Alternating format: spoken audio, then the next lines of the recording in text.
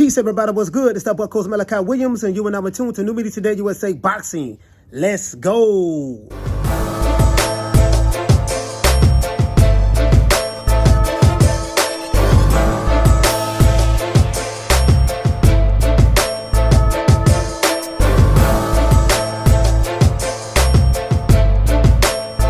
All right, everybody, check this out. Just got through looking at an interview that Adrien Broner did this weekend at the Terrence Crawford fight. I was actually there when he actually did the interview.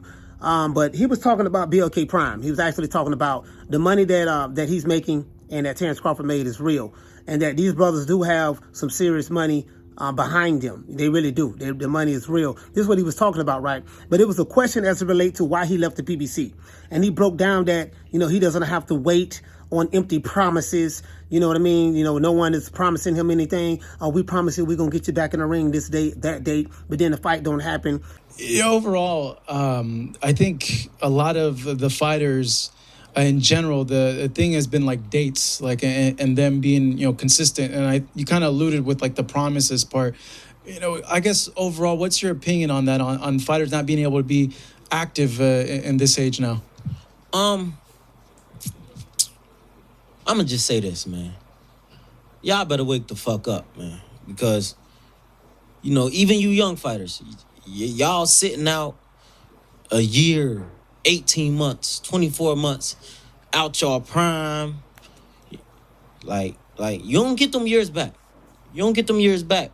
So, just wake up and do what's best for y'all. And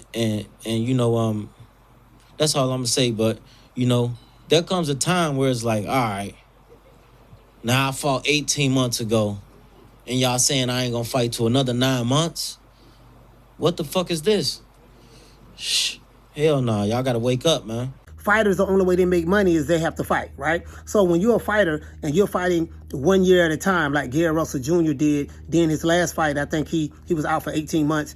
When you look at Jamal Charlo is not going to fight until, by the time he gets back in the ring, it's going to be almost 2 years that he's been out of the ring. Jamal Charlo, he became undisputed in April. He's not going to fight again until January. So you have fighters, and there's a lot of fighters. Those are some of the known fighters, people like Keith Thurman and stuff like that. But the other fighters who we don't know about, who are really not getting any fight dates. Bruce Ennis only fought one time this year, right? And he's with Showtime. He's not a PBC fighter, but. Budget has a lot to do with why fighters can't get fight dates. When you see fighters can't get fight dates, the money is not there. There's not enough money in the budget in order to pay these people. So when you don't have enough, when Wakanda doesn't have enough vibranium, to sustain the land of Wakanda, then this is the issue that you're going to go through. So when you go to companies like that don't have an issue with money, when you go to companies that fighters get fight dates all the time and they're fighting at least 2 times a year, that's a good scenario for a fighter. Fighters want to become active. They don't want to stay inactive. So Adrien Broner made a valid point. He also said that a lot of you guys, fighters need to wake the F up. Y'all better wake the fuck up. I'm going to just say this, man. Y'all better wake the fuck up, man. Because what happens is, you listen to these Wakanda niggas online, they think it's about being loyal to a promotional company as though they have any financial interest in it. A lot of you guys, you are pro-promotional company and you're not pro-boxer. And then when you find out that a fighter's making money, like a Terrence Crawford, because you don't like him, you'll even sit back and make up lies and say he ain't making the kind of money he ain't making that kind of money. He can't be making that money. No, he didn't make $10 million. No, he didn't get that. No, they lying. Yada, yada, yada, yada. Like, some of you dudes are pathetic. Like, you are really that miserable in your lives that you hate to see certain black fighters get money, and you're supposed to be black yourself. Some of you dudes are really something else. You are the biggest, some of the biggest hypocrites and destroyers of people who look like you. But that's neither here nor there. But Adrien Broner made a valid point. And I always talk about the hypocrisy and the double standards of a lot of these guys online.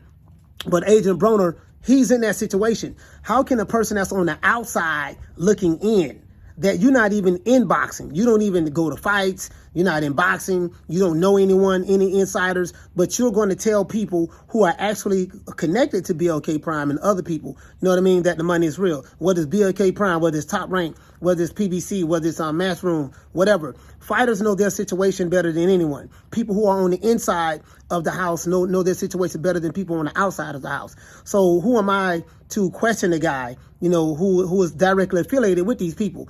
I'm glad that Adrien Broner did this interview, and he cleared up a lot of different things. People are going to think what they want to think based on their own personal biases, and that's neither here nor there.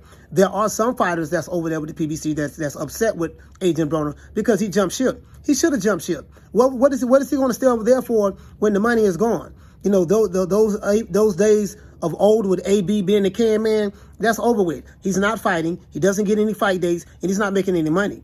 So I'm just glad that he was just able to leave, get into a new situation, and hopefully AB can fulfill his end of the bargain by fighting. Hopefully he's more motivated, and we'll see what he has, later on. And I think he's fighting in February. He's going to fight in February, I think either in Cincinnati or the fight is going to be in Atlanta, one of the two. So please be on the lookout for those dates, guys. And I think Tevin Farmer, shout out to Tevin Farmer and Mickey Bay, shout out to Mickey Bay. They are going to, I think they're going to be fighting on that fight card on Adrien Broner's undercard.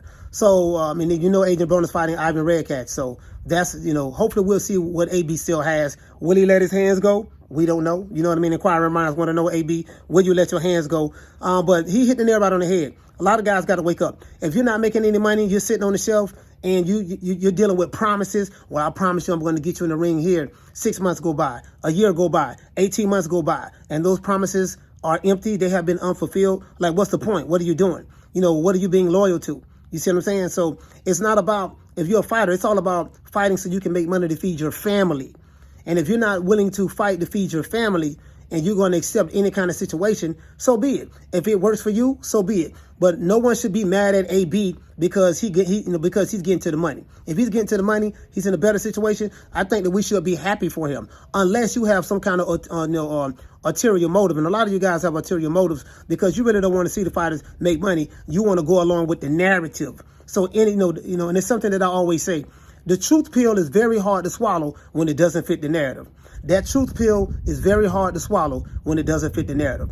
Other than that, that's it. It's up, Coach Malachi Williams signing out. New Media Today USA Boxing. We will be going live today at 3 o'clock Eastern Standard Time. You know my motto. Don't meet me there, beat me there. Peace. Man, I'm out of here, bro. Let's go.